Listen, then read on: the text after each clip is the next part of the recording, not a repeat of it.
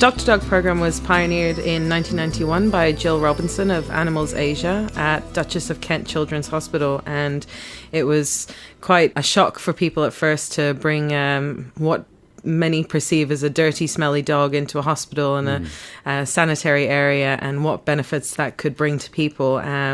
And anyway, with Jill's first visit with Max, there was a group of children brought out into the garden, and from the observations of the doctors and nurses, the change in the children was phenomenal, and that's basically how Dr. Dog started. So the key role of the program in the Friends or Food campaign, which is one of Animals Asia's main campaigns, is to encourage a respect for all life at a grassroots level while demonstrating a mutually beneficial relationship between people and animals.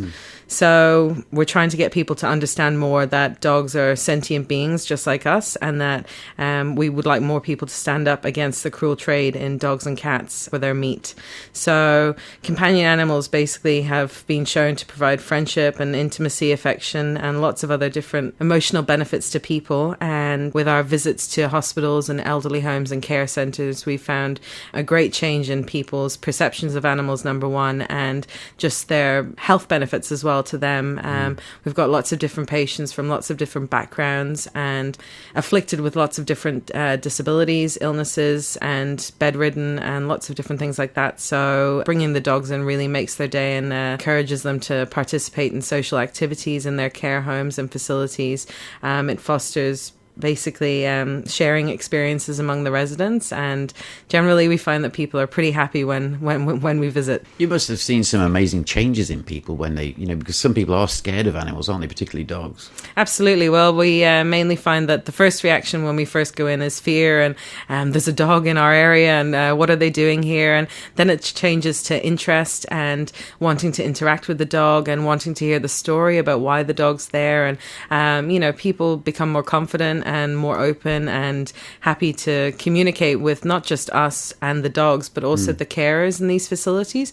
We've had lots of people say that, patients who may not necessarily speak very much or move very much or interact with the others in their area tend to change dramatically once that they know that the dog visits are happening, and basically they feel really happy to have us there. So there is a huge change in personalities with our visits that our dogs make. So. And of course, for the ailment that they have, it must help them because their mentality is more happy, isn't it? Absolutely. Well, the whole point is, they bring happiness and they reduce a lot of different stresses. In particular, we found patients with autism, dementia, and other mental and physical illnesses. The dogs do basically change their behaviours and bring them a lot more joy and physical activity and happiness. How can Operation Santa Claus help you this year? Well, basically, one of the main expenses of our program is just getting our dogs from A to B, and also it's a volunteer program, so all of our dogs and their owners are doing this in their own time.